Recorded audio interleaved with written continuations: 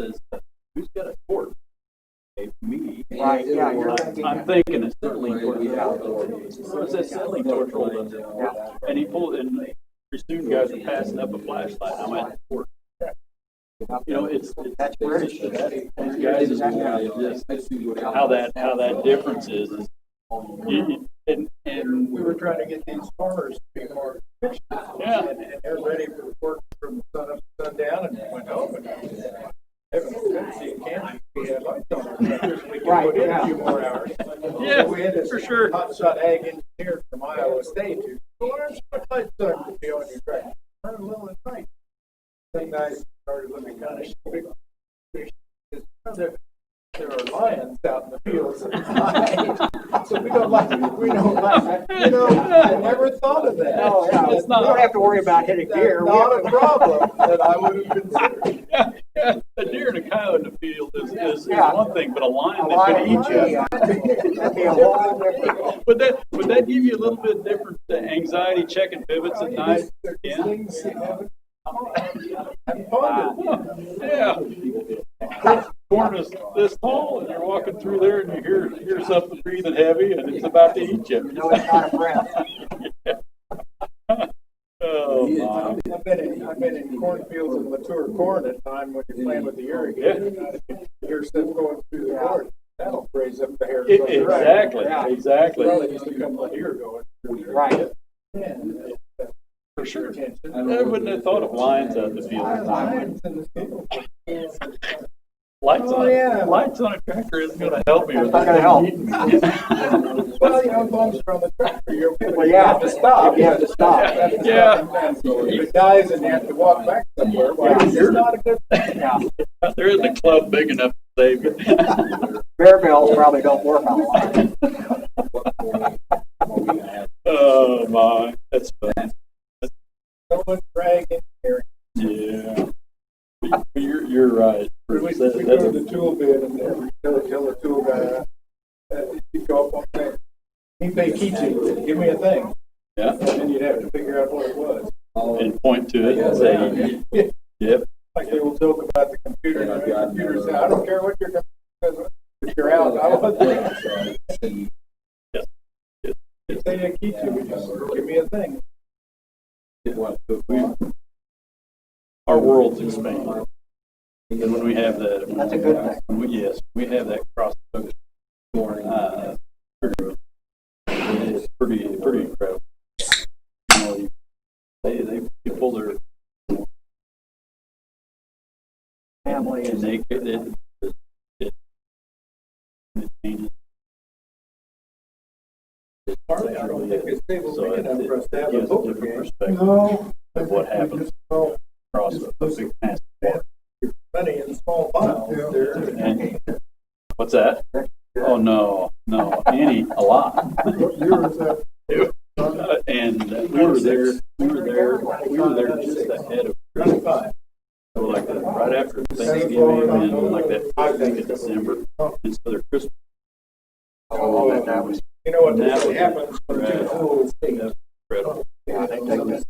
Yeah, and have one blue to sell vine, it. old one. I thought maybe I ought to have one. Just for a short period. Yeah, that's really good scary. A lot scary. It's really good. You don't know. You don't realize how much you. Not easily. I waited too long. Pretty soon, holy smokes, it's gonna be a headache in the morning. You can't bend over. Oh my. But yeah, that's all experience and that's doing all this. We went to a concentration camp. Okay, yes. Actually went to Dachau outside of Munich. Yes. You know, that's kind of a life. When you read about it, you see Well, yeah. but being there, it's showing. We walked the square where the Nuremberg. Yeah.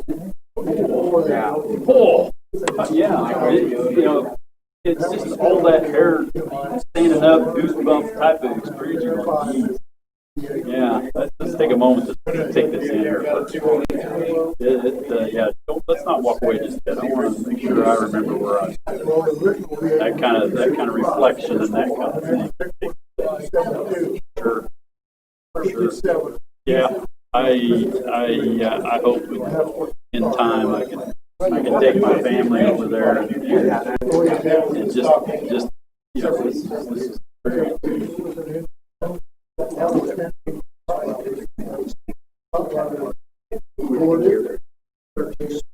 okay. All right. Got it. I can do that. Hello, Joe. Thanks for coming. I appreciate it.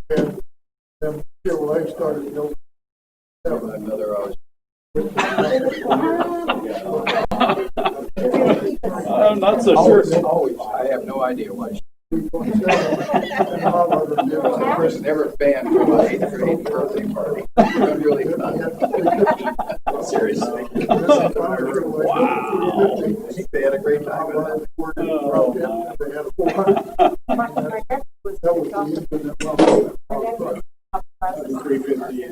Yes. Yes. Yes. But it was some years. My old age, my wife said, I take a person when you get up there. Denver back last fall. I've got a plan on how to, and I might need a little help, but I'm going to try to hit it today. I gotta walk through power This is all pretty fine. I have to take my bath.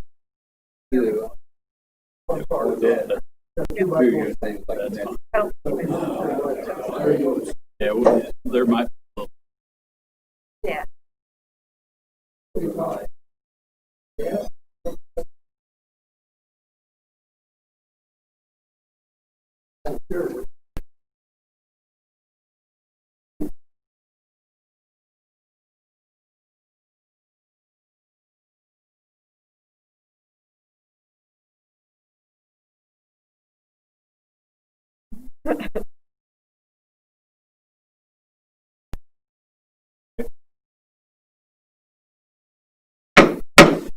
Call tonight's Reno County Planning Commission meeting to order.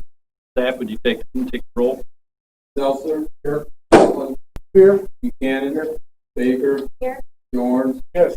French. Here. And Gertz. Here. Thank you all for coming tonight. Just a couple of pieces of housekeeping. We will for the folks that are listening in upstairs. We need to keep our conversations with them amongst ourselves to a very minimum, and one person speaking at a time. That way, it's clear for them to hear upstairs. Also, want to just thank you for coming here. I know this is kind of a venue change, but it gives I think a better opportunity to hear what we're. I'll entertain a motion to approve the minutes. Hello. Moved and seconded. All in favor? Is there any discussion? All in favor, say aye. Aye. All opposed, same sign. Minutes are approved. I want to say again, thank you for attending this evening. This is an information gathering session for this board. We are providing this opportunity for the public to share their suggestions and opinions for potential amendments to our WEX regulations. WEX, if you're not familiar with that acronym, it's Wind Energy Conversion System. This board has also received many written comments, and staff has provided to us prior to this meeting. At the conclusion of this meeting, the information gathering portion of the process will have concluded. No further comments will be accepted, except if we choose to amend the regulation and goes to a public hearing. That'll be the next opportunity. That is if we approve. I remind you that we're not making any decision concerning specific changes tonight. We're just gathering your input, and we'll make a determination whether or not there will be a need to amend our WEX regulations as they're written. The decision will happen at the conclusion of this meeting. And I'll add further that in the respect for time, Each person that is wishing to comment shall get 5 minutes to make their comment. Just a little housekeeping around that. Your name, as you come to the podium and speak, give us your name and your address so we can identify you. That will not be a portion of your 5 minutes. So if you have an address that seems to be about 10 miles long, we're not going to ding you for that.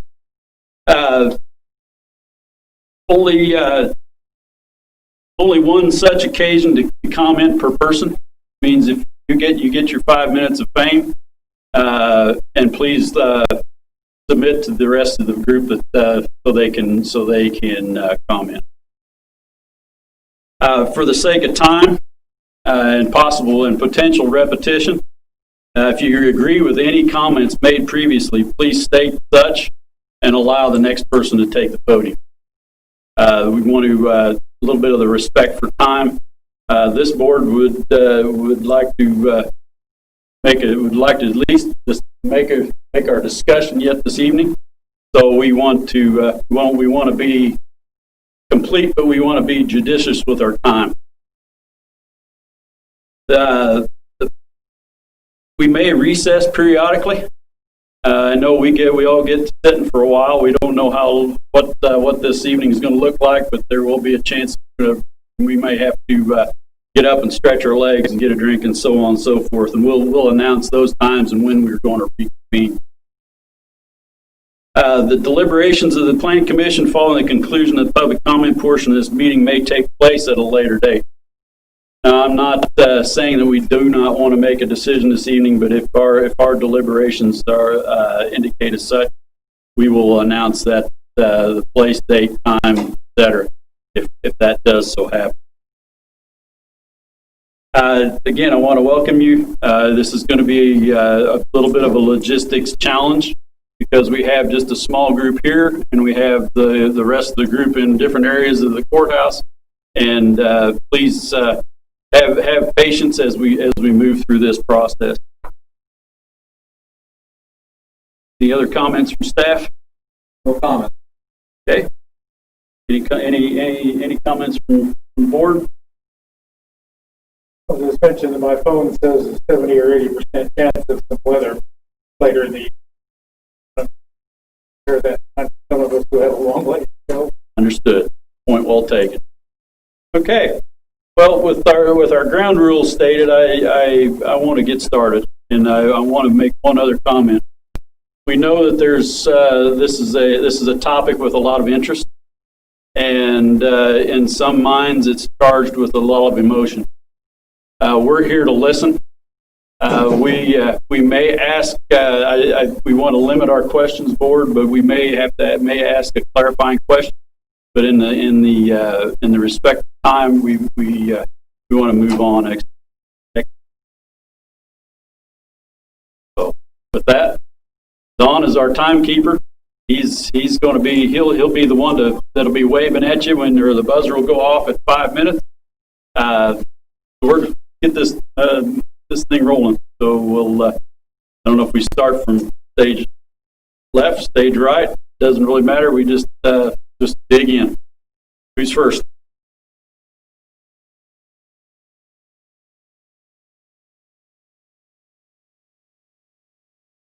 Good evening. My name is Susan Helton, 10408 Creek Road. Thank you for allowing us to talk to you. The need for increased WEX documentation regulation is important for many, many different reasons. I specifically want to talk to you, just give you a few pointers about wildlife. There are several different state entities and national entities that really, really recommend 3 miles. The KDWP, American Bird Conservancy, Ducks Unlimited, Audubon Society, and actually some of them would prefer, and the wildlife game prefer 5 miles, but they concede the fact that landowners would be somewhat infringed. The KDWPT, their 3 mile setback, if we look back to the last There were approximately 19 locations that infringed upon them. And so that's not even, I mean, there were going to be 80 some, so that's almost a quarter of all of the turbines would have been within 3 miles of any state park and government-owned property. One of the main problems with this, of course, and I know most of you probably remember this, is it infringes upon the endangered whooping cranes. That is, they have to have such a great distance in their takeoff and landing from the lake and their hunting ground. If they don't have that, there's a very significant chance that they will hit the rotors. Also, indeed, it interrupts the hunting ground of the raptors, the eagles, the owls, that sort of an animal area, because they choose to typically hunt within 2 miles of their nest. So there are, I know personally, I live by the lake, and I see eagles all the time. That also infringes upon their natural habitat. The Arkansas darter was something that really, I know the previous developer was encouraged to investigate by the KDWP because they have spawning during certain times of the year, and had that CUP went through, they would not actually have been able to do anything until that spawning period is over. So that's a significant infringement. Besides the actual wildlife, there's the 2-legged wildlife that enjoys the lake.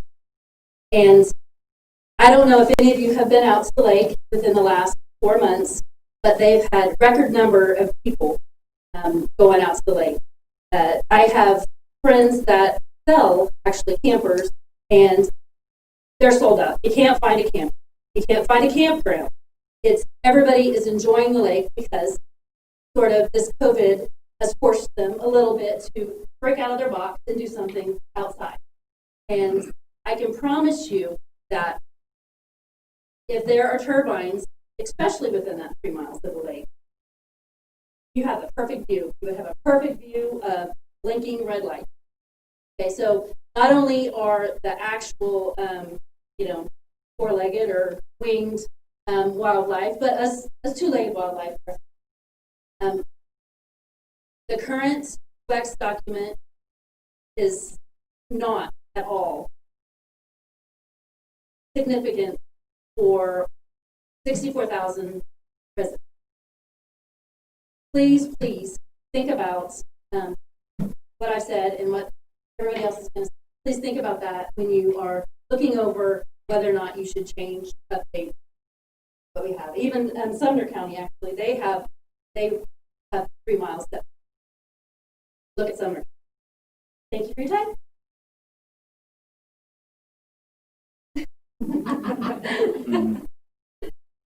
Next.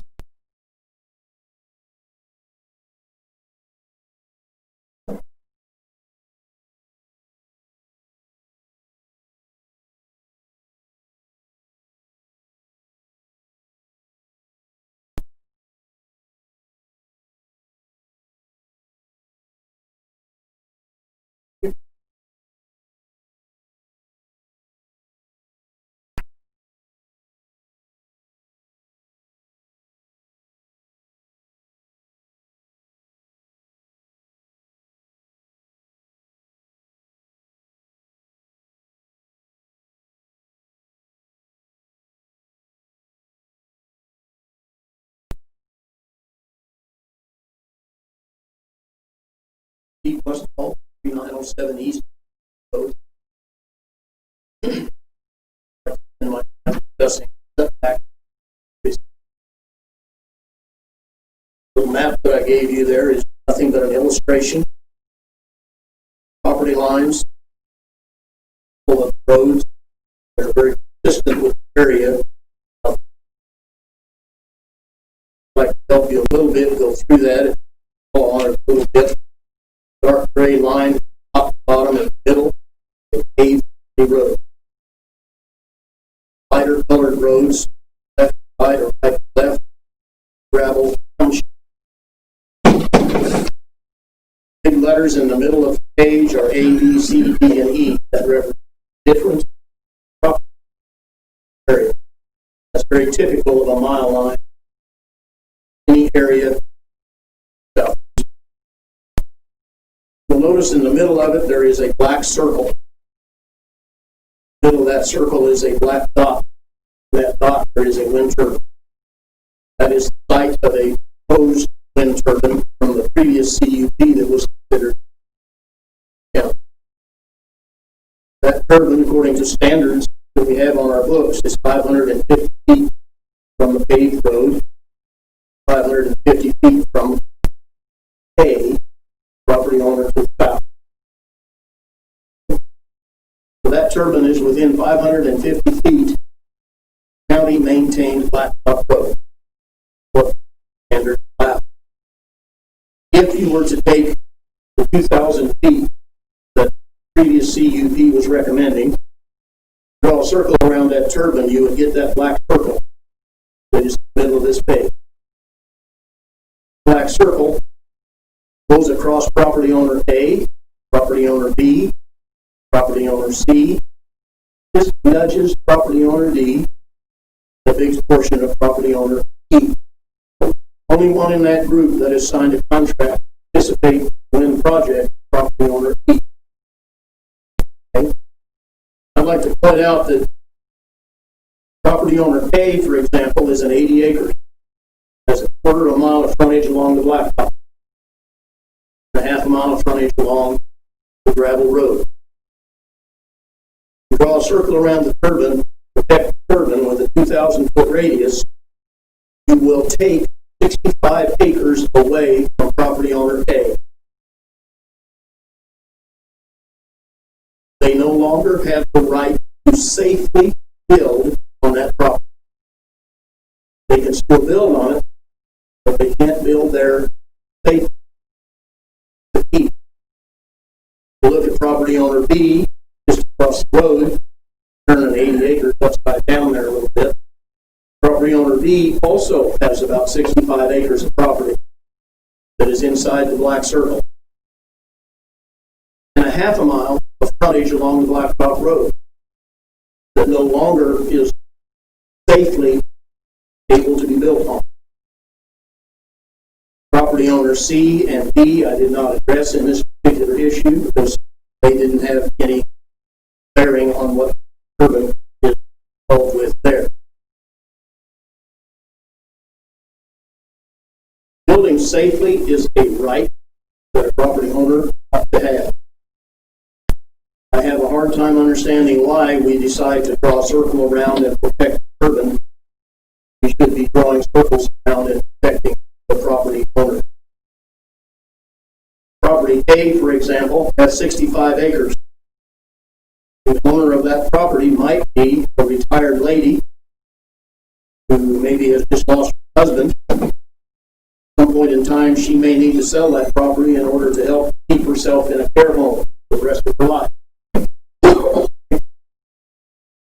That property down there sells for $3,000 an acre. That's only if there's the opportunity to build on it. Grassland alone will sell about $1,000 to $1,500.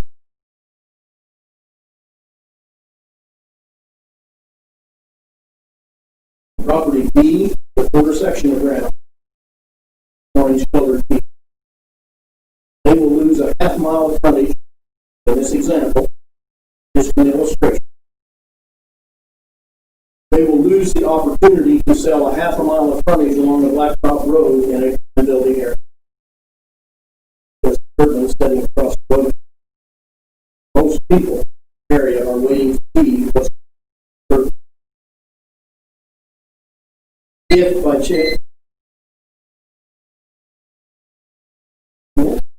5 minutes. Real quick, Steve, you could explain to us what the green and the orange. I'm gonna give you a little bit of levity here so we understand your I gravity. had no idea I was getting that windy. If you just give us The green property A, if you had the 2 mile setback from the property line on that property, it would be represented by the green circle that's around it. Orange property is represented by 2,000 foot setback on quarter section of property. So the protection for the green would be the green circle, the protection for the orange would be the orange circle. That's from the property line, From property line, from the center of the property. from quarter. That's why when I did it, I made a circle from the corner of each property. So you have an arc, corner of each property, that points. One question is, when you said safely, what is that according to? When you said safely, who is that according to? What is safety? You may have said it and I missed it. Based on the fact that there is documented evidence of 350 feet that was building material of 20 feet. And the bigger the turbines get, the faster they go, farther they can throw. By the recommendation from me would be 10.5 times turbine height as a setback boundary line.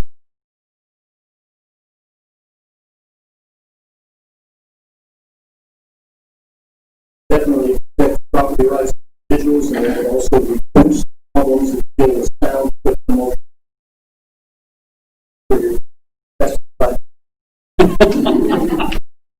You started that when I got up there.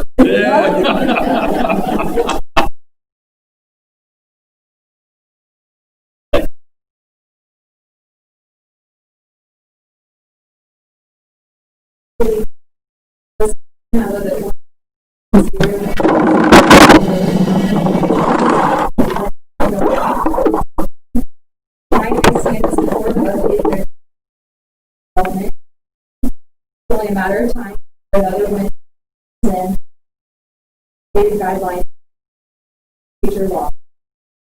Previously, numerous binders of information have been from reputable sources submitted. Hours of research have already been done for your convenience. The binders were submitted prior to March of so we kindly resubmit all this information on us.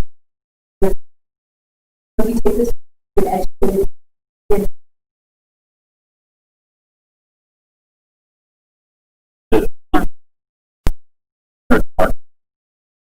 Thank you, guys.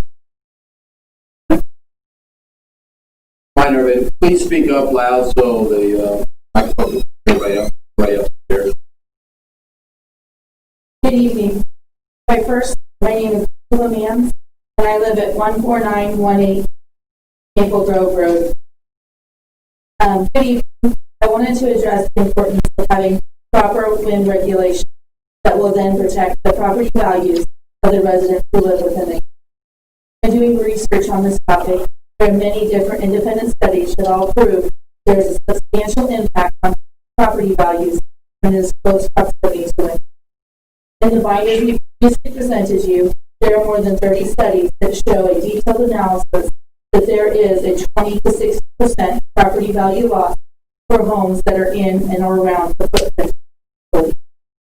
As a planning commission, it is important to ensure that the guidelines and zoning ordinances are determined before a CUP is filed, so that the property value of current and future residents is protected.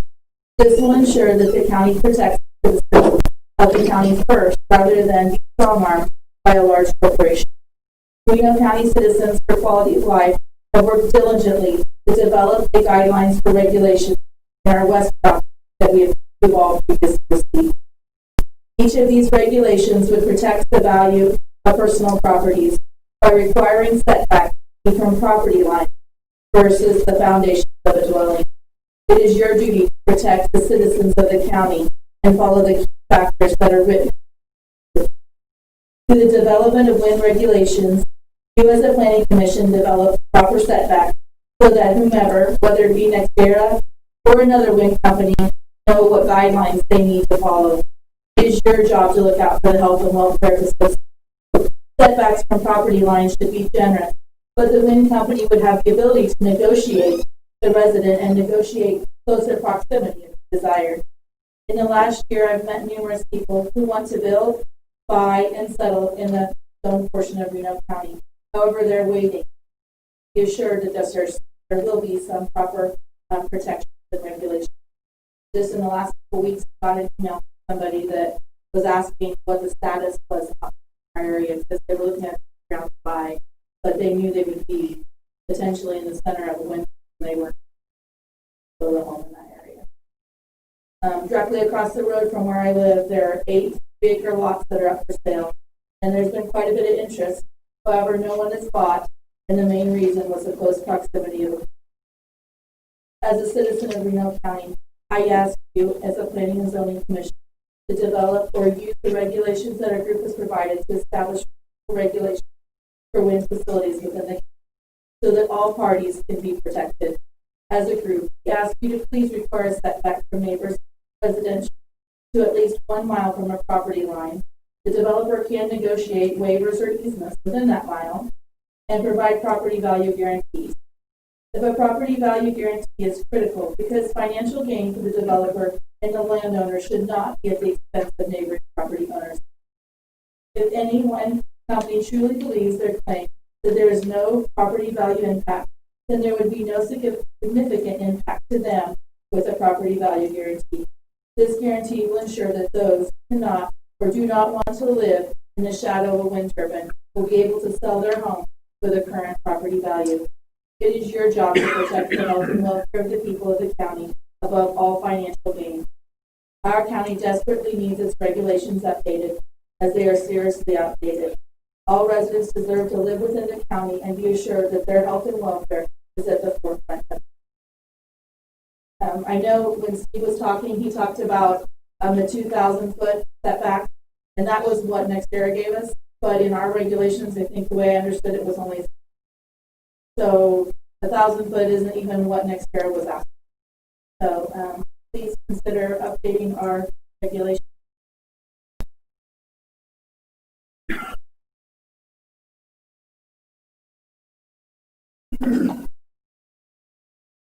My name is Andy Helton, live at 10408 East Stewart Creek Road.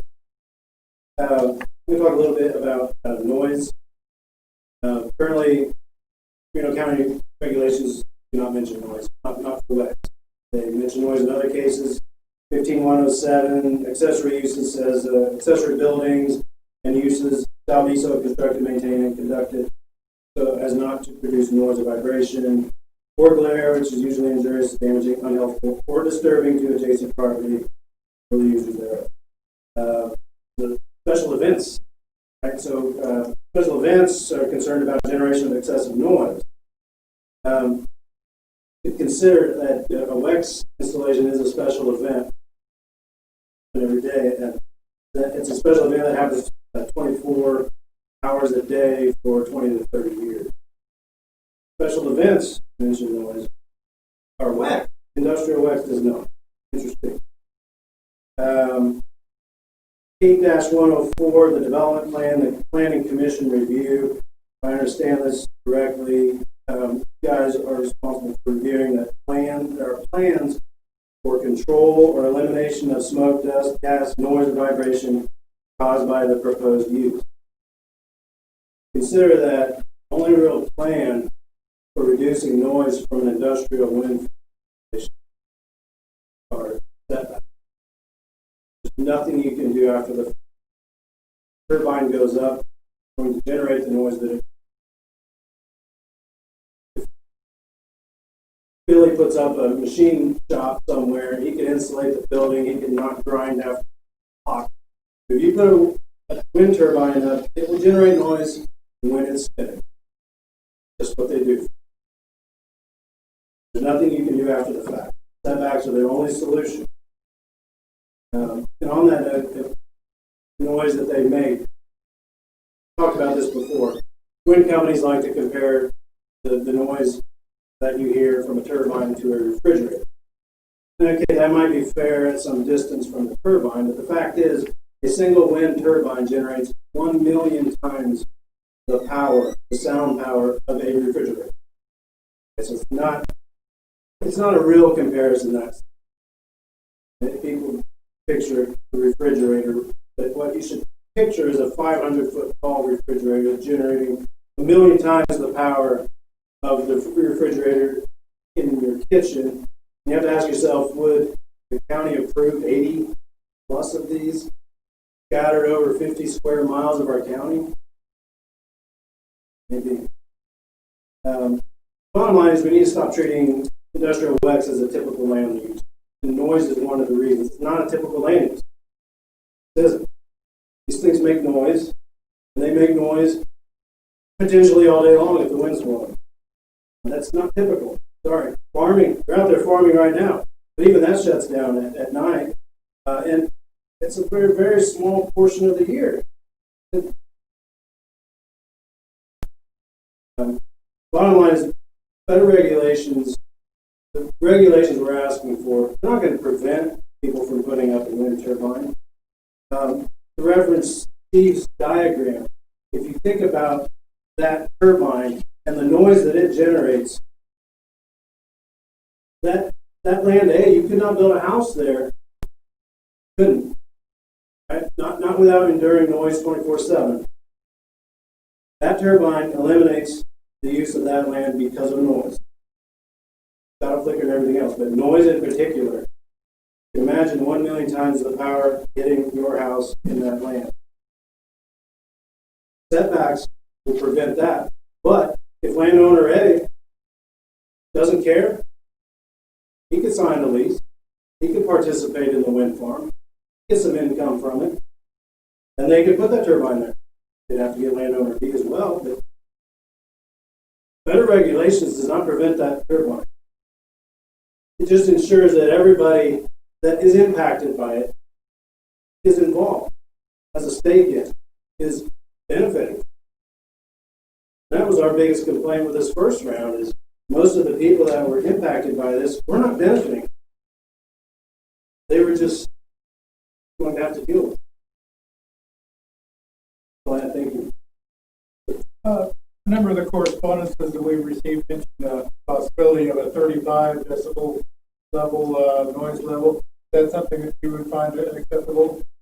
I think 35 is like the middle of the road acceptable. I think the World Health Organization specifies 30. They specify 30. We'll have a correspondence back. And measured where? Measured at the base of the tower or measured? Well, see, that's the problem. They want to measure it. If you look at when their next there's sound study, right? They only measured it to home, existing home. So landowner A is screwed, right? There's no existing home there, so landowner A does not show up in next there's study, right? So yeah, that's precisely the point.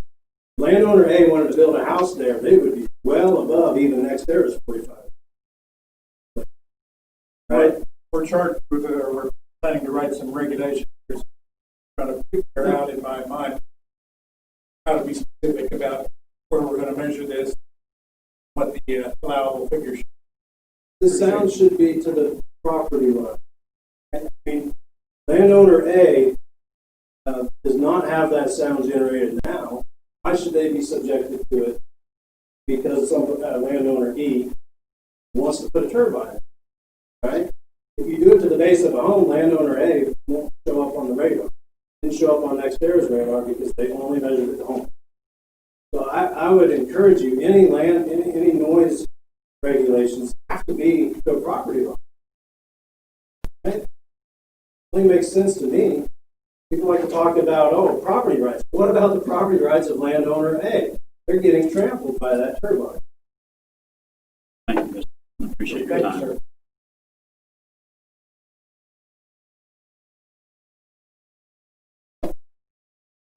I'm Charlie Wagner. I live at 20906 South Victory Road in Haven. That's about 7 miles south. I'm a long-time traveler in my profession, and early on in this discussion, cautioned against, we're looking at phase 1 in our current dilemma. If it goes through, I would seriously encourage you to take the short drive from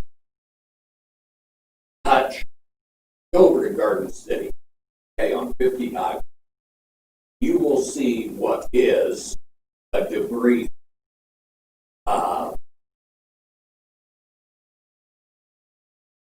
That's my main.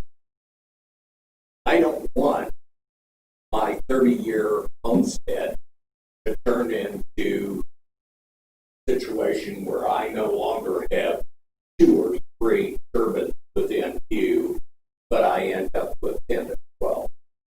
That to me is just ludicrous.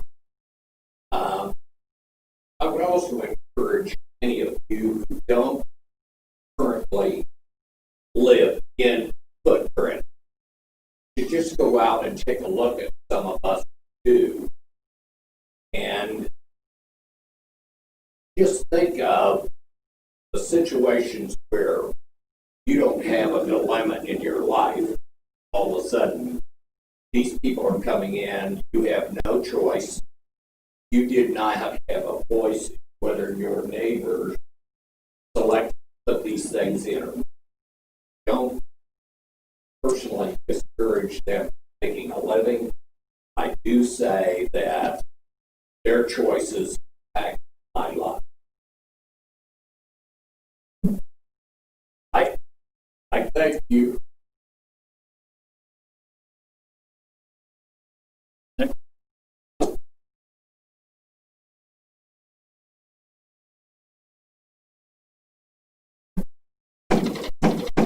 Hi, thank you very much. I'm great to know you here.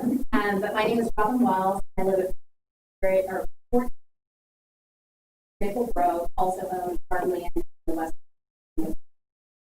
I do believe that the regulation today, I really wanted to talk about Flickr, and I'm assuming everyone has either looked, really has Googled how to really has. And what it really comes down to, I was on a hospital board probably about 6 months ago before it shut down, and they just had a fluorescent light. It was a 911 call to be made from the nurse because it couldn't handle that flickering, was just a slight flicker. And just in discussion with them, I said, well, what is it? But I'm said, I have a mic. And I guess really what it comes to, we have regulations, we have steps. There should be 0 shadow inflicted of any person that does. It's really just because, as a board, everybody is really set up, this is set up to decrease nuisance. It's a nuisance. Whether you're a person who works night and have morning on the window, or your evening, or even a child that's from seizure. As a parent, no one should. So again, shadow flicker is 100%, and it really should be a part of the regulation. If a property owner wants to stop and say, okay, I'm willing to take hours of that, hours or an hour of that, they should be very willing to be able to do that. But it should not be inflicted on anyone that's choose to have that. You'd asked another question. I thought that was really good. What Steve was talking about, where did come up with safety? And when you look at manual of different wind turbines, a lot of them have very strict regulations of a certain amount of heat. And again, from the line over. Also, when you even look at countries like Germany, which is again one of the greatest world for wind energy, when you start looking at their regulations, they really push. I really recommend that you look at companies that have been doing this for a while. They have significant push. So again, why reading stuff to you? So again, thank you very much for your time. I appreciate it. I know you really short. 0.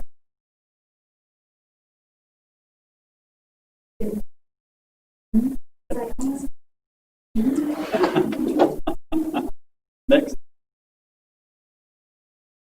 Who's next? name is Esther Egley. I live at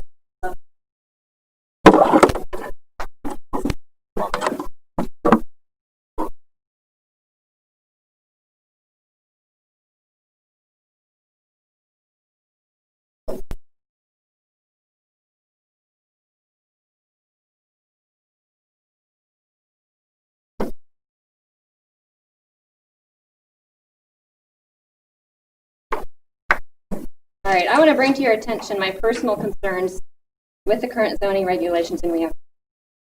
Are they outdated? Yes. Were they created with much smaller wind turbines in mind? For sure. There's also another giant flaw. They are incomplete.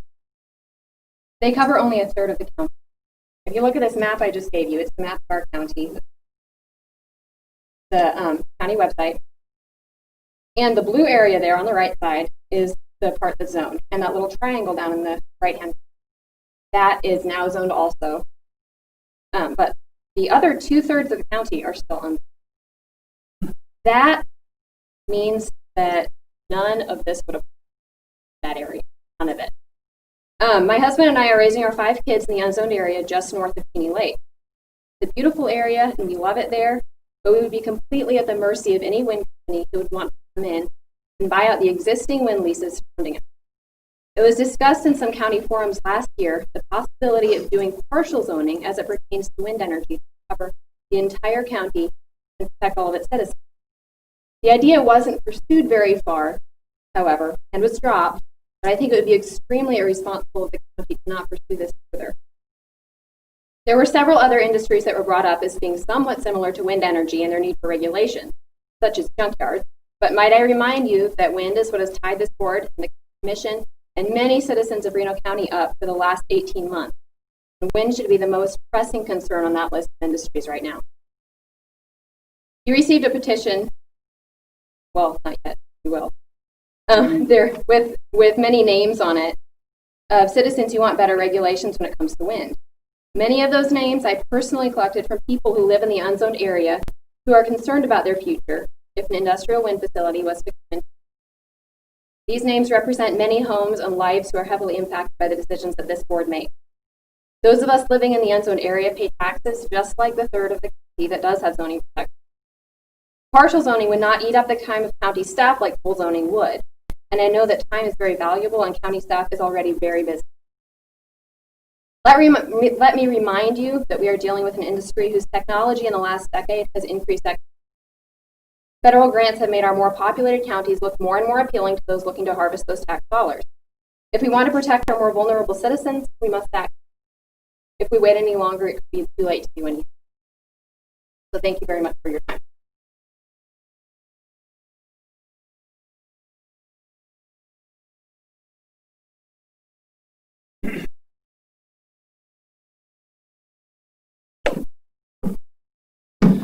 Nick Egley, you all know me.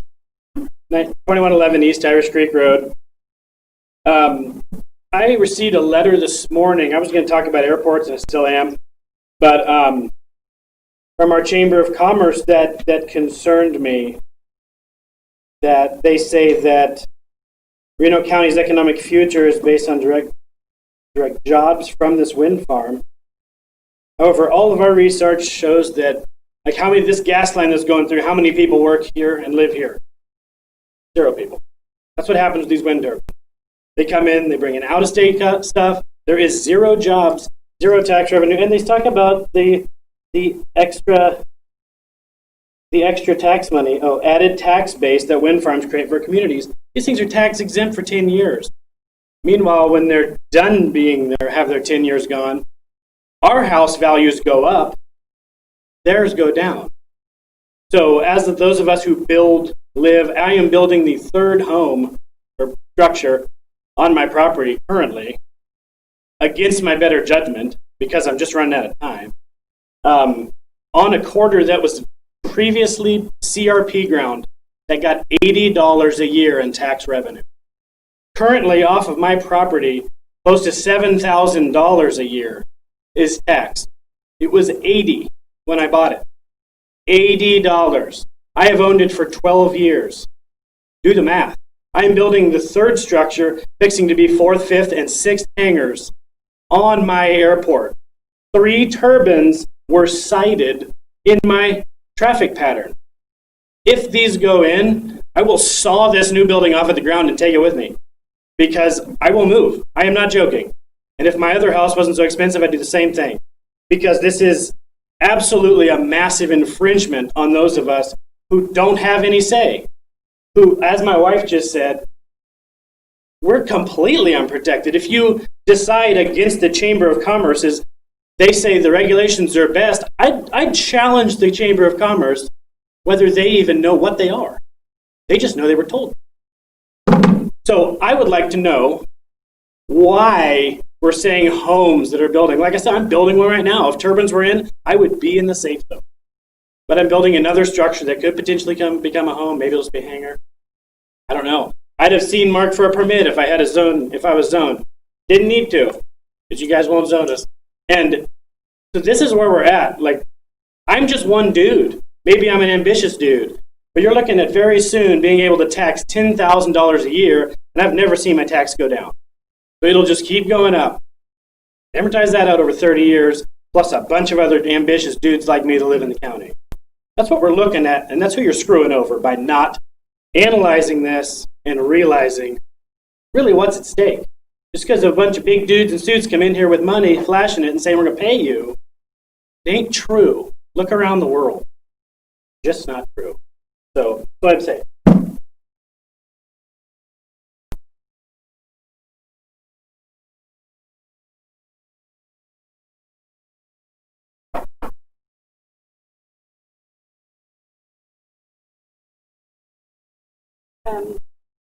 Gene Conklin, 21806 South Broadacre Road, Pretty Prairie, Kansas.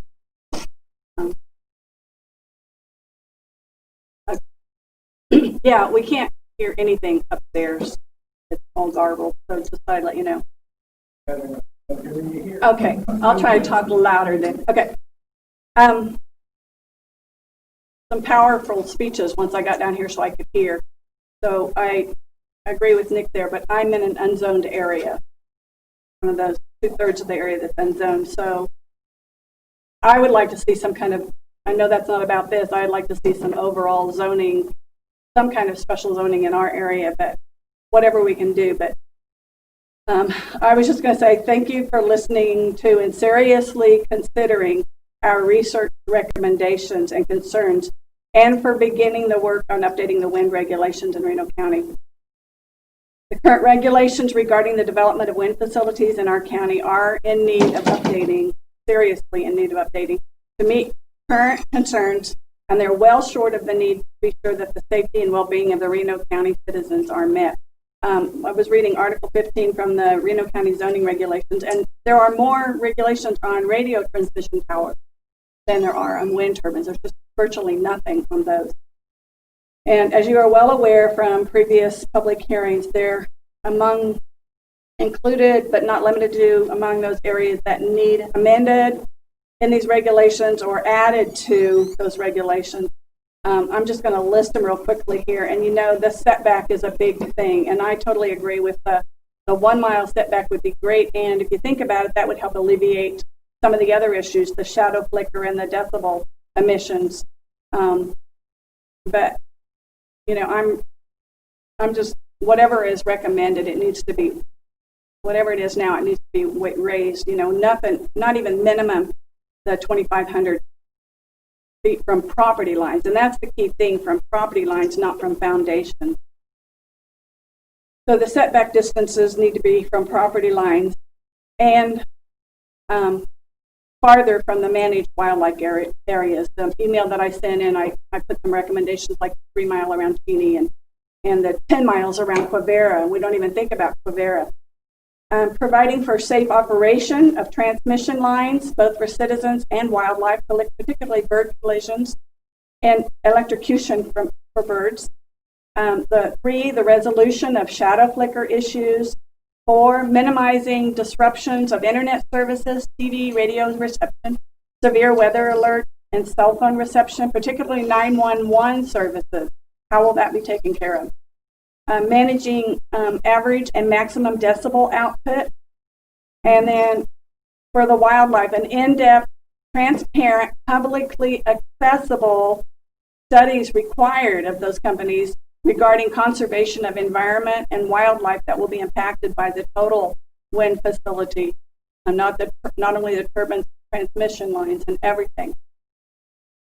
My opinion is that it is not in Reno County citizens' best interest to leave all these decisions, these critical decisions, up to the Wind Facility Corporation itself, who is not going to be affected personally, physically, nor emotionally by the wide variety of wind conversion equipment that will be constructed and installed. The citizens' voices and concerns in whose backyard these wind facilities will be constructed are at least of equal importance. So please consider everybody's comment and all the research and everything that they've taken to find out things about these wind facilities. I think that's it. I emailed Mark something for the group, and you received that. I just received it today, and I just want to give Mark. I'm going to give you a copy of that again, and then this is the document. I'm assuming you have Yes. that 21. Yes, I do have this. I just thought I'd give you this. Okay. My amendment. Perfect. Right. So anyway, No problem. thank you. And thank you for all that you guys are doing, and all the research you're doing, all the listening you're doing, and all the decisions you have to make. So thank you.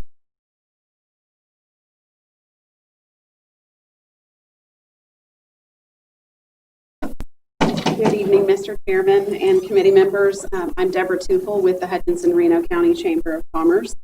Thank you for allowing me to speak on behalf of our chamber members as well as our Greater Hut Economic Development Partnership. As you know, our chamber has long adopted a public policy agenda that refers to the support for the wind energy industry for a lot of reasons. Our policy encourages programs that encourage development of wind energy resources in Kansas because wind has put Kansas on the map economically. There was a recent report that came out from our Kansas Department of Commerce that Kansas is finally in the top 3 in the country for wind energy production. Our state is benefiting from it, and we think Reno County should benefit from it. So much so that a decade ago, the Reno County Wind Energy Task Force put together good policy and worked diligently on behalf of the industry to attract a manufacturer like Siemens Gamesa to our community. And I don't need to speak for them because I think they're going to speak to you later, but those jobs that were created at Siemens Gamesa Renewable Energy have been vital to our county. They employ over 300 people. They provided great jobs.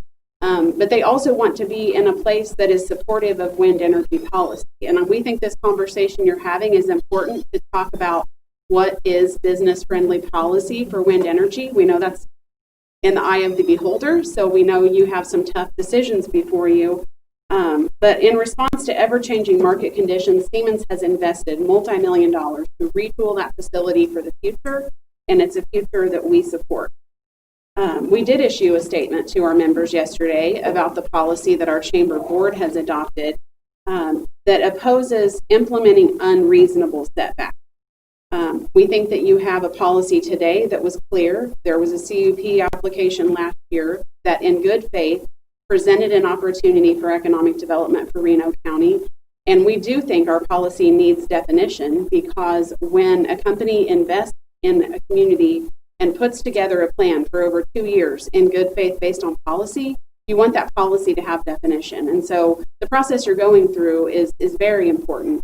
We support the regulations as they're written right now, but we know that the CUP that was submitted last year had a 2,000-foot setback from residents. We think anything beyond that 2,000 feet would be considered unreasonable. That's the position of the chamber, and we do think that anything beyond that might send a message that that we're not open for business in wind energy. So there's important discourse before you. We think civil discourse is important to this process. We want everyone's voices to be heard in Reno County, but we do look forward to being able to work with you and work with the planning staff and really come up with what is reasonable for Reno County that still sends a message that we are open for wind energy in Reno County. Thank you for listening.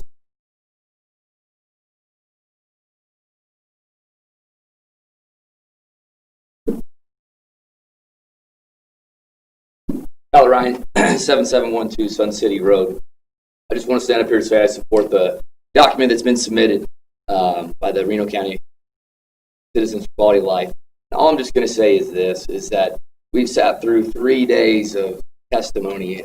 We've sat through numerous meetings. And I guess my question to this committee, this group right here, is what more can the people that are actually in the footprint, people that are actually going to be affected by this, can do to say, hey, these restrictions or these zoning requirements are woefully inadequate at the Okay, I'm not here to say that I'm for wind energy or against it. I'm just saying the people that are going to be affected, I don't know what more steps that they can do. And this is obviously a part of that process right here. I get it, and I appreciate it. But I just don't know what else people in this community that are going to be actually affected by it, not people that live in a city 20 miles away that can benefit, but what can this county do to benefit as a whole? And this is where this process starts. So I appreciate your time. I told myself I was going to be the fastest person up here, so thank you very much.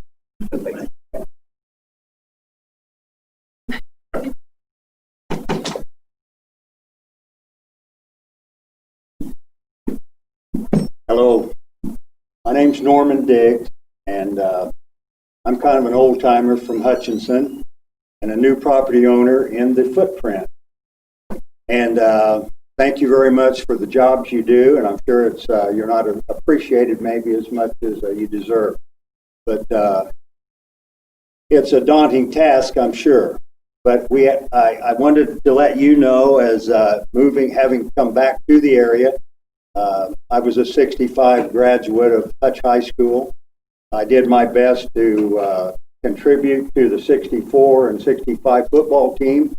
Wasn't that successful, but I hope you appreciate that, and let you know that I have an interest in Hutchinson. I have roots here, and my great-grandfather homesteaded a little north of here. And so I agree with the people that have come up that are going to be affected, and I appreciate the last gentleman's statement, because I wanted to, economic advancements, and we know that Hutchinson and Reno County can use that, but at the same time, we definitely ask you to balance this out with the effect on us that live and our property values, and that desire and have a heart here for Hutchinson and the Reno County area.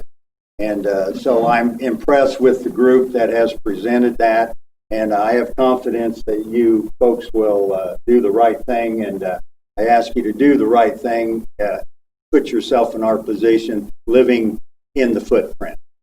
So thank you very much for your time and your effort.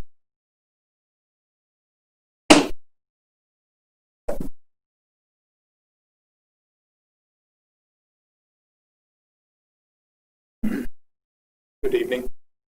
Hello, my name is Doug Fulton.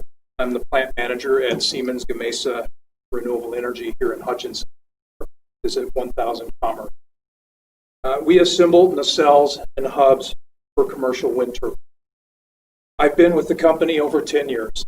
I was part of a group that started out at a small office here in downtown Hutchinson as our manufacturing facility finished construction back in 2010. In fact, it was just up the street on 2nd Street. Siemens Gamesa commends the Commission's leadership in seeking to provide fair and equitable process for the siting of renewable energy project that meets the needs of all stakeholders. As a stakeholder, we share the stance of the Hutchinson-Reno County Chamber of Commerce that current regulations are appropriate and don't need to be amended. More than 10 years ago, forward-looking Kansans made the decision that brought Siemens Wind Power, now Siemens Gamesa Renewable Energy, to Hutchinson and Reno County. The result has been a decade-long partnership with the community and the surrounding area that has provided well-paying careers for more than 300 tax-paying citizens, additional jobs for ancillary supply chain industries, and the development of transportation. We all appreciate the benefit of job multipliers, local retail spending, and the repeated turnover of dollars in our local economy. We're proud that Kansas is a leader in clean energy generation. The decision before you will either allow continued progress, partnership, or impede it. Increased regulation will not only affect the Pretty Prairie project, it will be a negative consideration for other utilities as they look to further expand renewable energy in the state. We ask that you make no amendments to the current regulations, but rather have the same foresight that Kansans had in the past. Look to the future to positively reinforce our commitment to clean energy for our health, careers for our children and grandchildren, fuel for the economic engine that renewable energy brings to Hutchinson.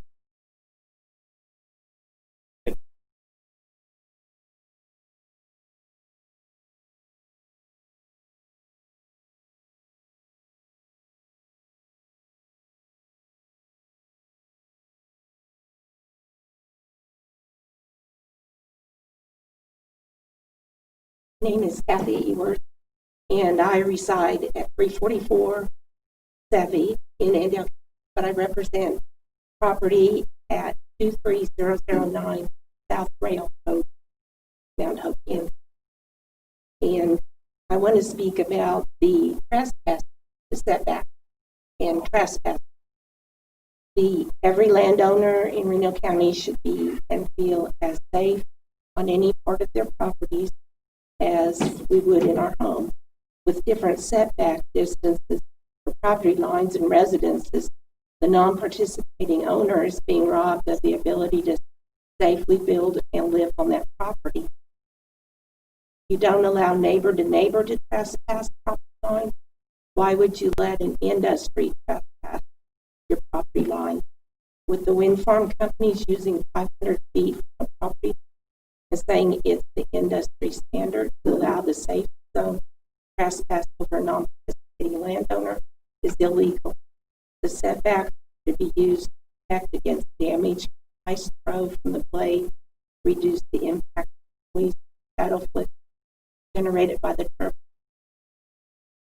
Unfortunately, there is not a statewide rule book on the setbacks that govern close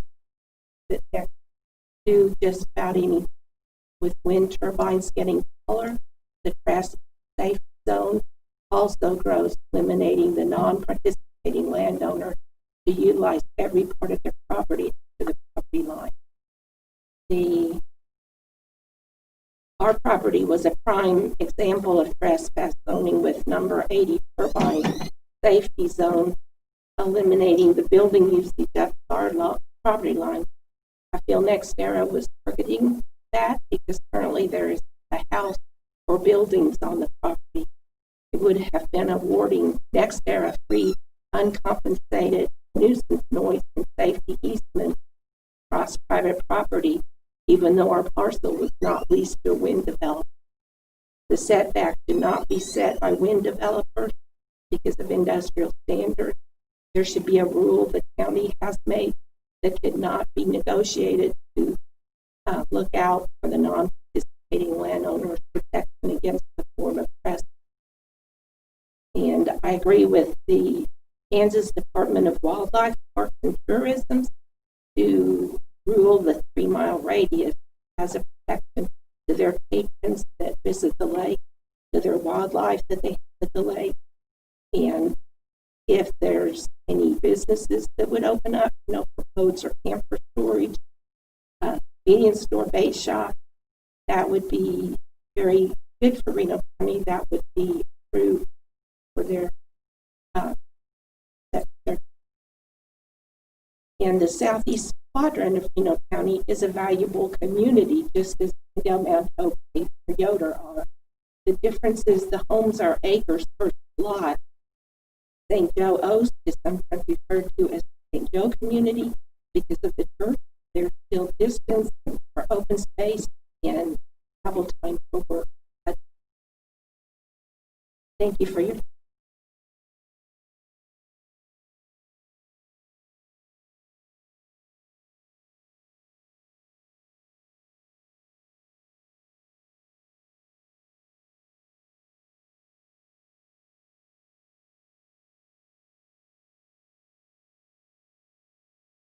My name is Eric Nichols. Address is 25511 South Woodbury Road. That's an address I actually called Mount Hope, but 25511 Clear First. Just like to say that I very much support the change in zoning for wind turbine farm. Ask you to please change those regulations. Very much look at the Reno County Center for Quality of Life, the recommendations that they have made. There's a gentleman here that talked a little bit earlier about making a trip to Garden City. I recently made a trip to Ulysses, which is not the same neighborhood. I ran across at least 3 different wind farms. One of those wind farms is 4 or 5 miles long, with turbines very, very close together. I looked specifically for a home in that 4 to 5 mile range that would be impacted by the wind turbine. So I saw one home. It was on a piece of property that several wind turbines were on. So it was a farmer that had actually sold some of his ground to the wind turbine. In southeastern Reno County, you're dealing with a much different environment, dealing with a lot of people, a lot of homes. I think those people need protection by different zoning. Thank you very much. Appreciate your time.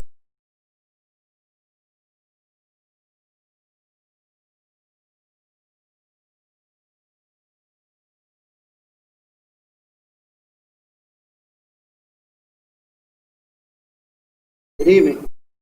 Benedict Dunrine on property at 14814 East Maple Grove Road. I'm here to tell you I'm in favor of the new setback approved by, presented by the Citizens Quality of Life, but also you guys have all the information for here. Review it. Make your best judgment. We believe in you. We believe you do the right thing. I don't know what else we can say or do to get that through. I appreciate you listening. You guys have a great day. God bless y'all.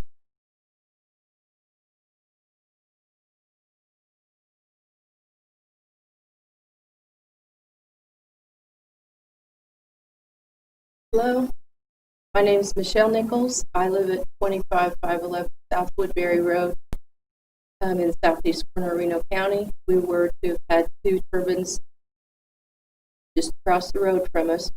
So I'm also asking that you consider the recommendations for stricter setbacks made by the Reno County Citizens for Quality of Life. I actually agree with the one lady that was talking. Well, I disagree. She says she wants reasonable regulations. We do too, and these are what we've proposed to you is what we believe are reasonable recommendations. The gentleman from Siemens said he wants you to look to the future of the county and look to the future of its citizens and what's best. I also agree with him. But I live there. I'm asking you to look to the future also and what these things with the current regulations that are not adequate, how they will affect my future. So thank you for your time and please consider those recommendations.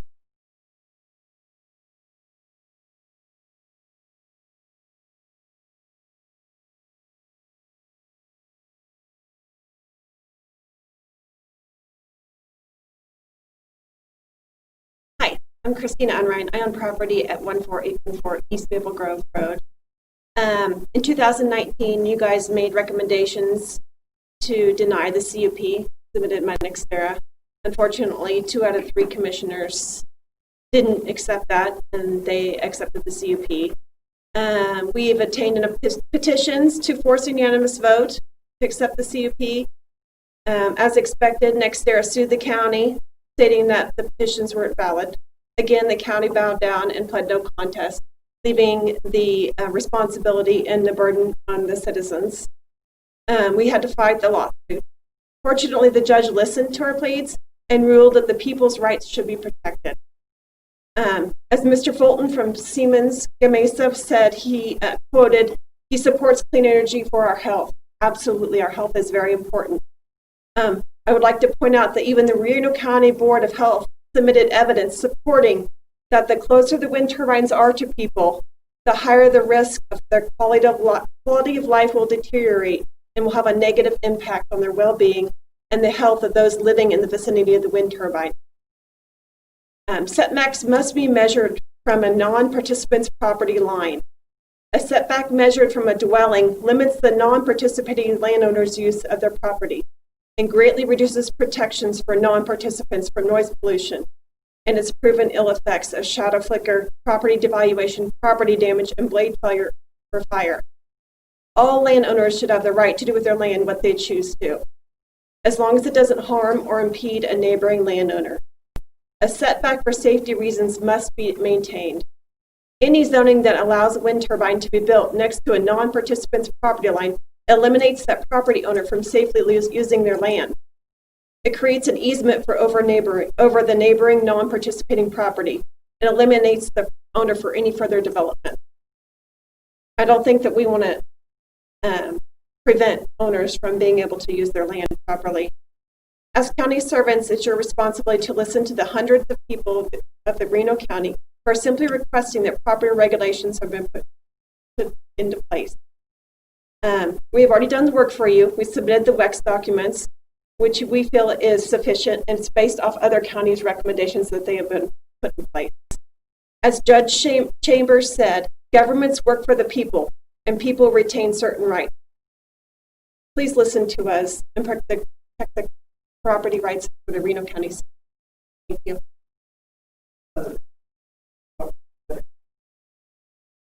I am not familiar with that. I was not on the board I did not help make. I just know that I was told that they were based off other recommendations.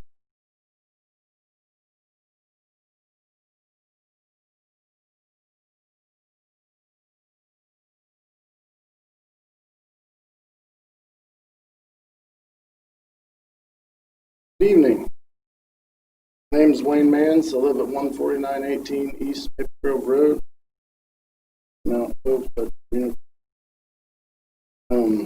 We heard earlier this evening from the lady from the Chamber of Commerce who was talking about unreasonable setback. And I just thought that I'd point out that I think that our current regulations say 500 feet from a roadway. I think that is unreasonable. I'm reading right here from GE's own safety manual, and their safety setback is 1.5 times the turbine height plus the rotor diameter, and with the size of turbines that NextAir was proposing to put in, that comes to 1,060 feet. And that's erring on the side of safety, which is what we should be doing. We should be erring on the side of safety. I mean, a very conservative approach. I mean, in almost every industry, they will not compromise safety. And that's the way this thing needs to be approached. I've got here a little bit from a survey that they did in Kewaunee County, Wisconsin. After 3 years of having a wind turbine, they put in just 22 of them, and they went in and surveyed all the people living within the wind farm. And out of those people, they said 41% felt shadow flicker was causing problems for their household. These people compared it to a strobe light causing them headaches and preventing them from enjoying their property. These same people complained of TV reception and the blinking lights from the turbines, and how disruptive the traffic on the roads during construction. When posed with the question of whether they would build a home within the footprint of a wind facility, 61% said they would not build or buy within a half mile of a turbine. 41% stated that the turbine would have to be at least 2 or more miles away that the home would have to be 2 or more miles away in order for them to build or buy. That's 41% of the people that lived there for 3 years said 2 miles would be adequate.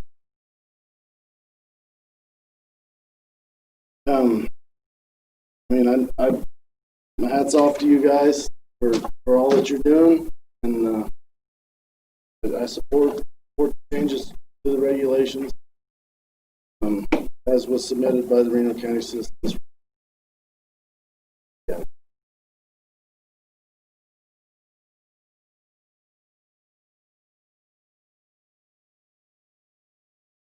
Hi there, I'm Patrick Ferguson from 25815 Johns Oil Road, Mount Hope, Kansas.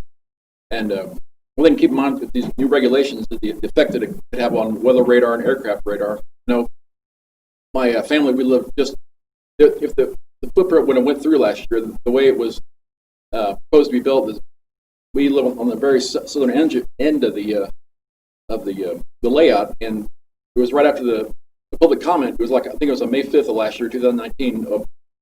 My family and I were in Cheney. We noticed that watching my phone, and the radar, I was watching the tornadoes going through the area, and it went exactly through that area that was proposed for the site. And I know if it would have been there, it would have been hard to see, and we wouldn't have known when to take return to the home. But something to keep in mind as far as interference, and also the aircraft interference with the job being closed to their airport. But something to keep in mind every time.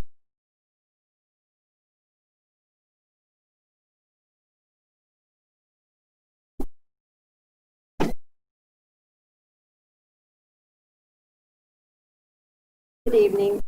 Margie Westfall, 3907 East Irish Creek Road, Haven. First off, I want to thank you, board members, for allowing everyone to speak here tonight. And I thank you for reading the emails and the letters that I'm sure you've received in the past few weeks. And I know that you will all carefully consider what's been presented and make a decision what's best for the Reno and the land that we hold precious. Tonight I want to remind you all of Article 1 in the current zoning regulations for Reno County. And I'm specifically going to talk about 4 of them that are in Section 1-102. Number 1 is to promote the health, safety, comfort, and general welfare of the citizens of Reno County. That is listed as number 1 in that section. Number 2 that's listed is to protect and enhance the values inherent in each zone. Number 4 states to regulate and restrict the height, number of stories, and size of buildings. And then number 5 says to provide for acceptable noise levels. So I think all the speakers before me have brought up points about those regulations. Because proposed commercial wind energy systems can cover a large geographical area of our county and they affect numerous citizens, you cannot treat these vast systems the same as any other project that's confined to just a few acres and affect very few people. The massive towers invade our land and our sky. Protections of neighboring properties and enhancing the livability of our residents are the primary objective of zoning ordinance and are paramount and important to the overall general welfare of our county. In the case of commercial wind energy conversion systems, you have many property owners affected by the spinning skyscrapers. And again, their health, safety, comfort, and welfare should be a priority. Just a year ago, 6 of you that sat on this current board listened for hours to public comment from citizens of our county, other counties, and even people from out of state that came to the public hearings. I recall one couple who came and shared the story, and the wife struggles with daily migraine and heart issues caused by the turbines, which were as close to 800 feet to their farmhouse. When her migraines got so bad that she couldn't function, she'd go visit her sister who lived many miles away, and her migraines vanished within 2 to 3 days, yet they reappeared upon returning home. Her doctor told her they had to move. I've heard numerous stories just like hers from many people and read many stories, testimonials across the nation. And I'm sure that you can also recall the family that expressed the concerns for their daughter who recently had developed seizures and their concerns about the wind turbines that could affect her future health. this was just one family story that I know about in Reno County because they discussed it last year. And I know for a fact that there are other families in the county who have severe health issues, but they haven't spoken out. Tonight, I'd like to compare wind energy conversion systems to the COVID-19 virus. For months, our county staff and our commissioners have dealt with the deadly virus, which has disrupted our life, and the commissioners have dealt with this in an outstanding way, and the county staff also. They remain vigilant to help control this virus and maintain the health of the Reno County citizens as much as possible. We've been told that a vaccine is in the making to protect us from this virus. Once this comes to fruition, we can hopefully be assured of that. So these 500-foot, 600-foot taller turbines, we've been told now they're making them 8-foot tall. They can also be a disruption in our daily lives, affecting our health, our safety, our comfort, and our general welfare for generations, not just a few months like COVID. So we are asking you to amend the regulations and create the vaccine that will protect our citizens. The vaccine is stricter regulations for commercial wind energy systems. There, I have here that I'm going to turn into Mark. I have petitioned to amend commercial wind energy conversion system signed by over 400 citizens of Reno County. I don't think you wanted 400 people here tonight. A lot of these are farmers that are in the middle. They're in the middle of harvest, or they've got ball games or whatever. So that just gives you an idea of how many people are there. Thank you.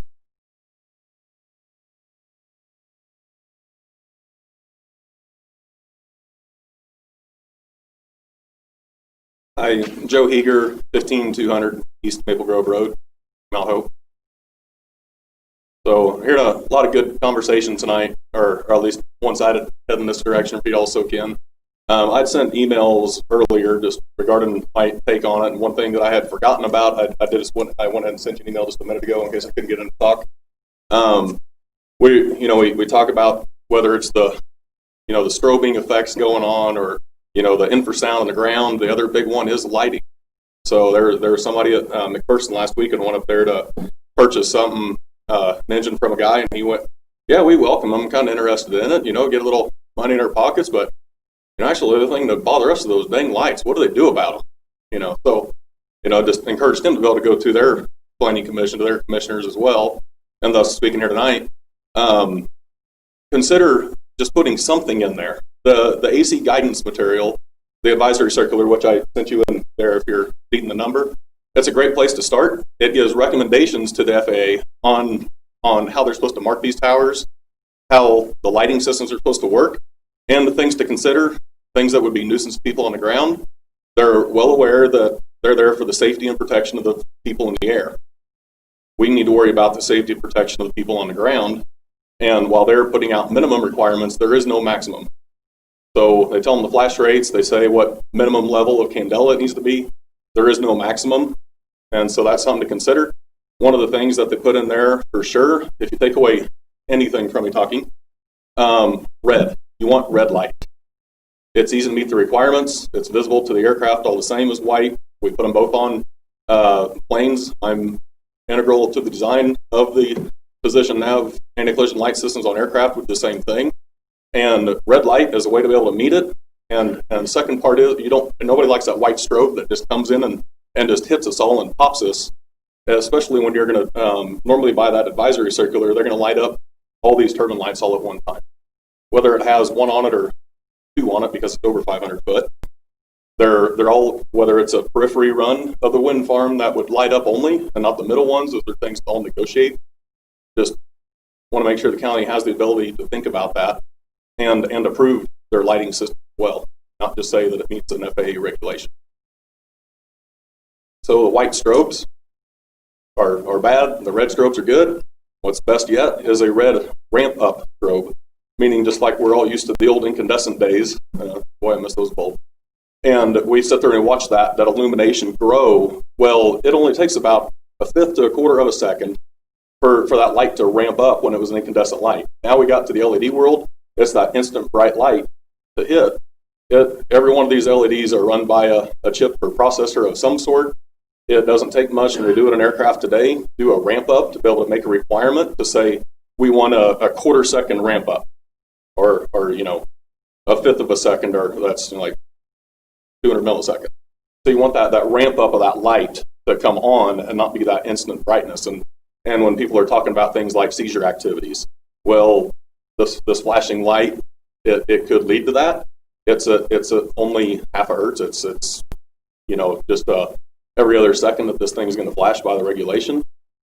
But consider that going through the other wind turbine blades that are also spinning, and so you have 3 blades, so therefore you're increasing that flash rate another 6 times. Well, then that does get up into things like vertigo, susceptible to some people that may cause seizures, things like that. But it would be an easy thing to put in there. Like I said, remember, if anything, choose red, don't do white, and it's written all over the advisory circular, and it has great guidance material on something you might want to throw in, and not just be able to point to them, but be able to say that the county needs to approve the backside of it. So, thank you. Your preference is the ramp up of solid light. Absolutely. Either observed from above or from ground. Correct. Actually, if you read that advisory circular, it talks about that with LEDs being able to do that instant on, instant off. That they're telling them, well, you don't want to get up there to that flash rate of even 40 times a minute.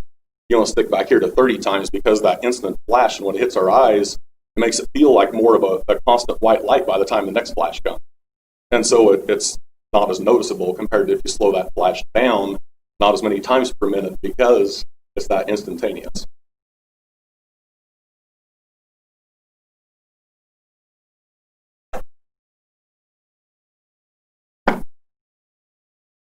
Good evening. I've been watching online with YouTube. Thank you for providing that opportunity. My name is Dorothy Barnett. I live at 129 West 25th here in Hutchinson. I appreciate you taking the time to consider my opinion regarding the current regulations. I'm speaking to you on several perspectives today. I'm a 45-year resident of Reno County. I was the coordinator of the original Reno County Wind Energy Force when it started, and for the past decade I've directed a statewide nonprofit called the Climate and Energy Project, who works on advancing clean energy to create economic benefit and environmental benefit. It's hard to believe that it was almost 13 years ago since the Reno County Wind Energy Task Force was created. In August of 2007, approximately 200 people filled the theater at Stringer Fine Arts Center, giving a resounding support for an effort to explore how Reno County could benefit from the transition to clean energy. While the task force itself wasn't directly responsible or involved in bringing Siemens to Hutchinson, the work that we did leading up to that was certainly something that provided a lot of support and education about what Siemens could do for our community. I note this history to illustrate the number of years that Reno County has been considering wind energy. I'd also like to remind the Planning Commission of the expertise that your former member, Mark Richardson, whom I worked with for many years, brought to your deliberations during his time on the Planning Commission.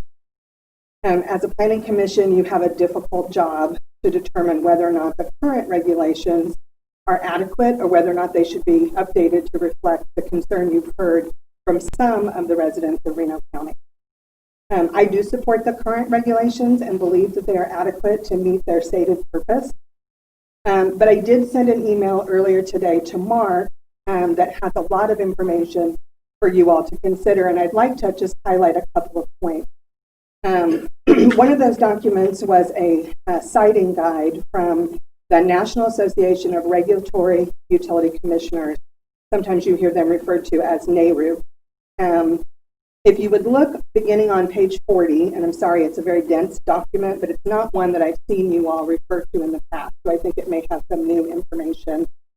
It talks about the nature of wind park opposition and list of major concerns. There's a whole several page section on that. And one of the things that I'd like you to note is that the same objections raised by folks who want to change the current regulations are shared widely on anti-wind websites that are noted in this particular report. On page 42, you'll see examples of anti-wind characterization, including noise, infrasound, and shadow flicker. Two of those key areas have been addressed with requests for new changes to our guidelines. According to NARUC, they consider those two things really a calculation that you can make in determining how far the setbacks need to be in order to avoid sound and flicker issues for people. And so I wanted to share with you some specific examples of what counties in Reno County or in Kansas are doing in regards to those particular issues. So Harper and Pratt County, the maximum sound level that they have permitted shall not exceed 60 decibels measured at 5 feet above the ground level boundary of the special use property and shall not exceed 50 decibels if it is determined that a pure tone noise is generated by the project. They go so far in their regulations to say if that is the case, that the turbines could be removed if they go above that certain decibel point. But note it's 60 decibels, not the 35 that's being requested. Butler County, which also has a wind project, and for those of you who've been following this issue, know that Butler County has been a county who has not been very welcoming to wind. There's one wind farm in that area, and that's the only one. But even their regulations say that the wind farm has to comply with the current noise standards of Butler County. So they're not singling out a wind turbine or a wind farm for special sound. They're saying that they have to comply with the county-wide regulations. In regards to shadow flicker, Sumner County actually puts a number. They say applicant shall take reasonable measures such as planting trees, installing awnings. May I finish? They were the only one who put a distance on shadow flicker. It was 1,000 feet or more with concern for shadow flicker of a home. Pratt, Harper, and Butler County all say that there should be ways to mitigate that. They don't put a specific, there can be no shadow flicker. I forwarded all of those regulations to Mark with my email, so you'll have access to them to read them for yourself. The one thing I want to say is, if there were one area I would point to and say is lacking, it could be decommissioning. When I went through all of the others in the surrounding areas that I could find, many of them do put decommissioning in their regulations. Some of them are very broad, but some of them are very specific, down to how many feet you have to recover the ground from and a timeline that you have to do that for. Generally speaking, that decision is made between landowners and developers in their lease agreement, and it's made between the county commissioners themselves and the developers when a development agreement is put together. But I don't see any reason why, if that was something that gave people some felt better about the project, not just being something that stayed there forever, that decommissioning wouldn't be something that would make it so you were showing that you don't want wind energy in. So, thank you very much.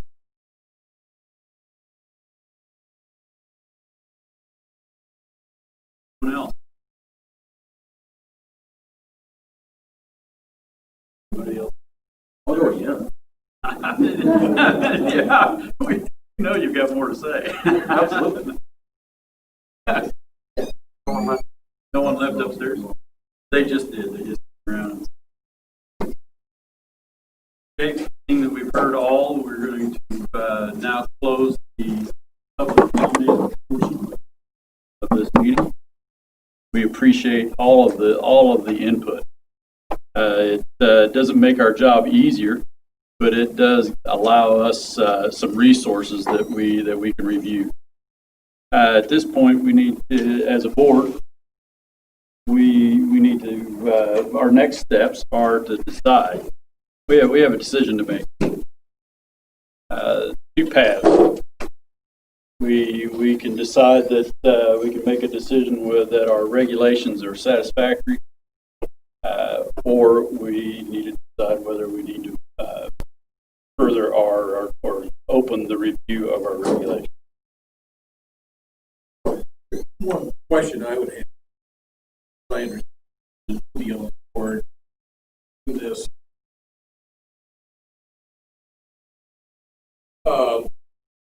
These regulations only to the zone areas, so basically zone areas.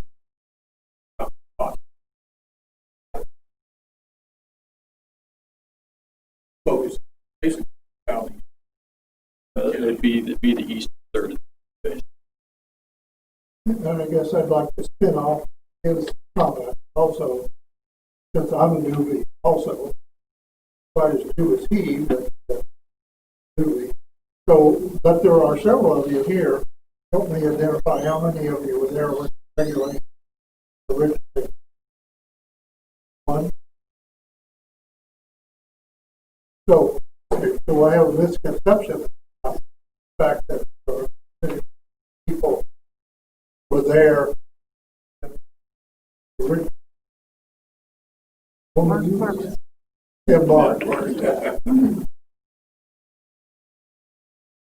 Here's what I would, I didn't find that the regulations were very useful when we went through the process because they were less than the industry. So next year was used greater setback than what we had. But what I think was probably one of the biggest issues, it doesn't give very much guidance to a developer either, because they don't know, we have conditional use permit process that make those conditions greater or less than regulations. So we had some protection there, but they're pretty very little regulation give guidance any to us as we're looking. What should those? So I think that by amending that gives both protection to the people, but it also gives guidance. It has a little bit more surety. What kind of regulations do I need to be? What kind of studies ahead of time, rather than finding out after it's gone, after the process. Now you're going to put conditions I can't, or that I going to take 4 years, could have done it before we got. So that, in my opinion, it would make sense for us to address those regulations and give some more complete. I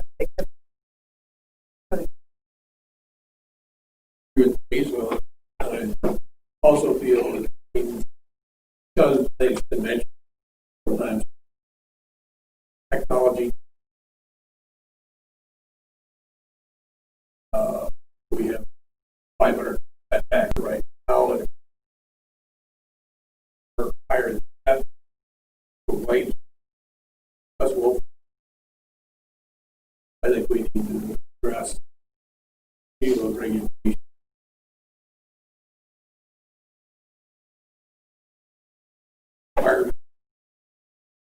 Landowners work.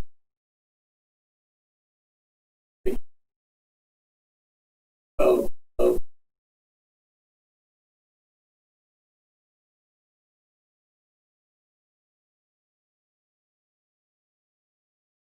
would say on the board when those were put in place. I don't think any of us had much of any idea of what. I don't know.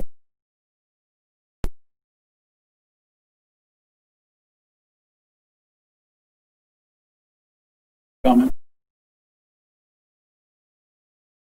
I think we need to reconsider several points. Okay. Chair would entertain a motion. Before you take a motion, I guess I would say I view it more as cleaning up, right? I would support that position too. We're not here to start over again or to clean up, like your work. It provides some clarity, further clarity. Or, So with that, I'll make a motion. That's adequate. Been moved and seconded. Mark, I think we need to call a roll. Seltzer. Yes. Matt. yes. Buchanan. Yes. Baker. Yes. Dorn. Yes. French. Yes. Gertz. Yes. Board, I believe at this time we will, as chairman, I'm going to direct staff to bring to us a draft of regulations. I also am going to recommend a subcommittee, which I will, as chairman, I want to be part of, with Don as director of public works and with Mark planning. Be part of that draft writing, and we'll put that. I don't know timing right now. I can't tell you what that would look like. Is that acceptable with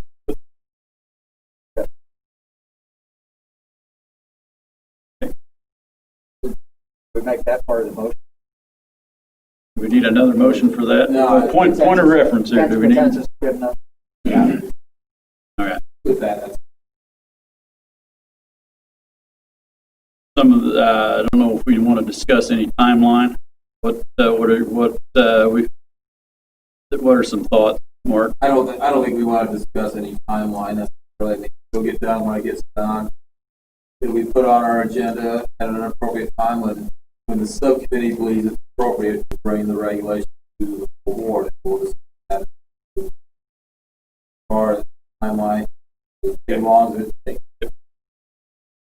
It's fine. I just wanted to make sure we articulated what would. I assume that many of us have things that we feel pretty strongly about. The subcommittee will take that input from us. Sure. Yeah. As far as public comment we've gathered, that piece of that puzzle is closed. Right. But from the board,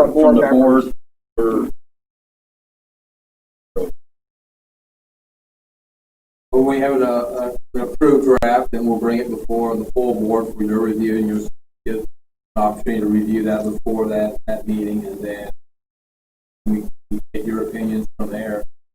We go back and we make revisions, make more revisions, so we have a document we believe is ready for a public hearing, and then that board will make a motion to set the public hearing date. So we'll go back to this. Take more public input. If something happens with that meeting, you certainly continue that public hearing to a later date. I can make more revisions or do more research. Ultimately, you will make a recommendation for. Don, did you have a comment? Yeah, we will put a lot of thought into it. Will be a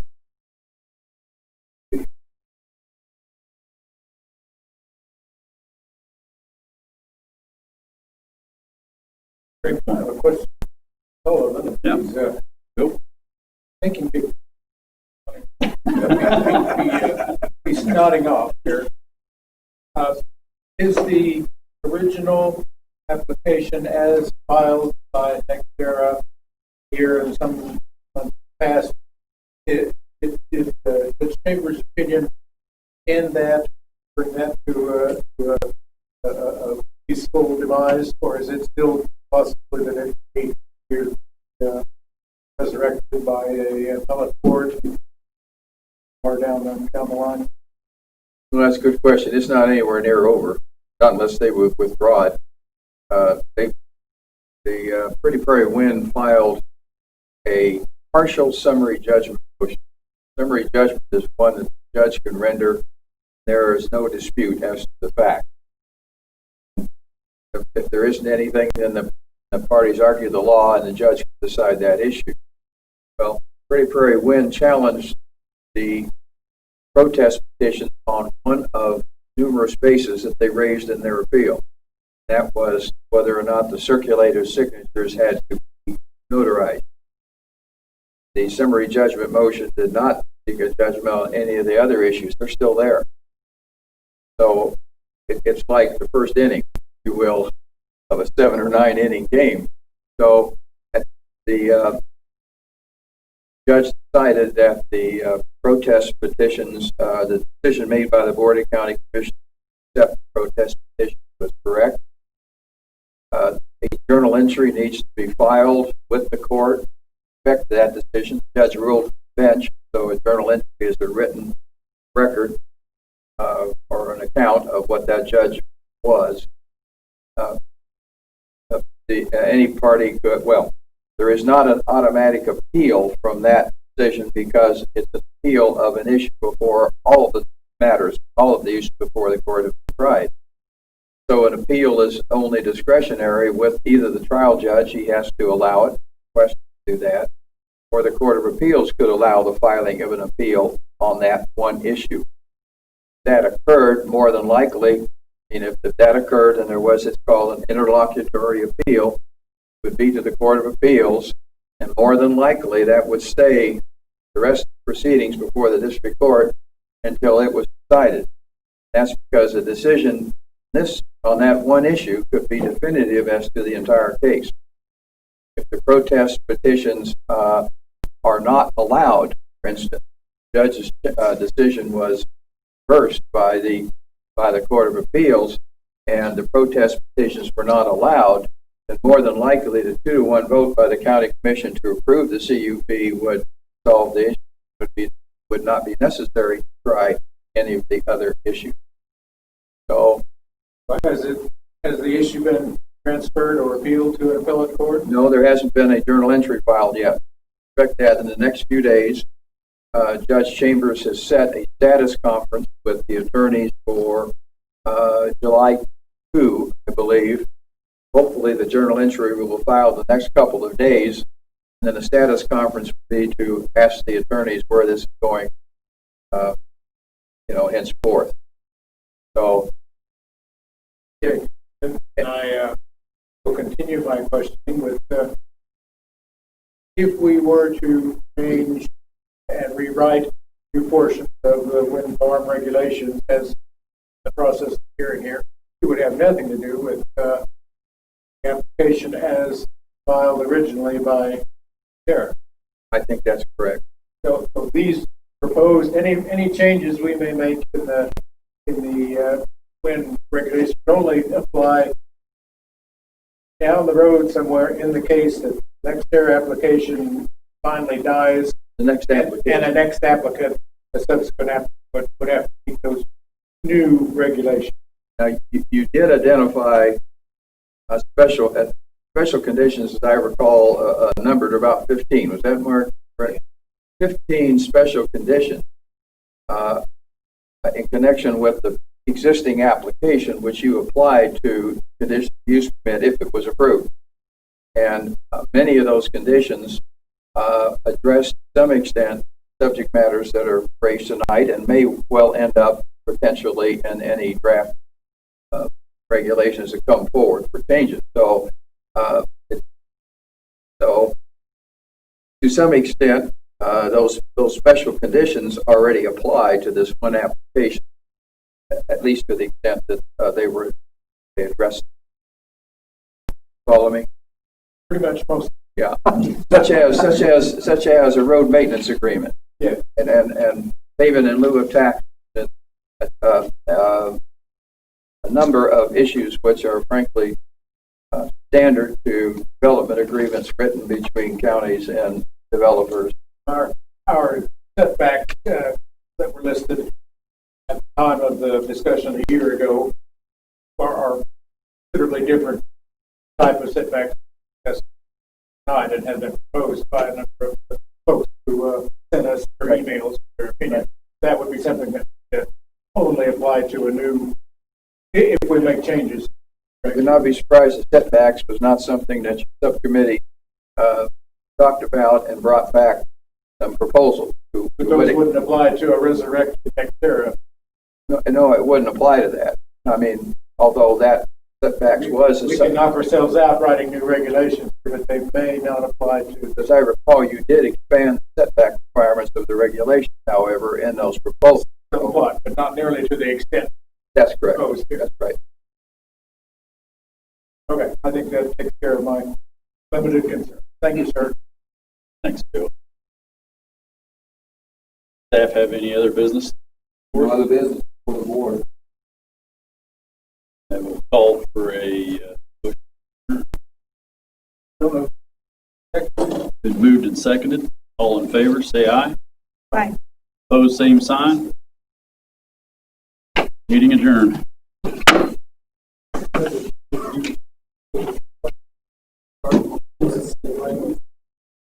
Well, I think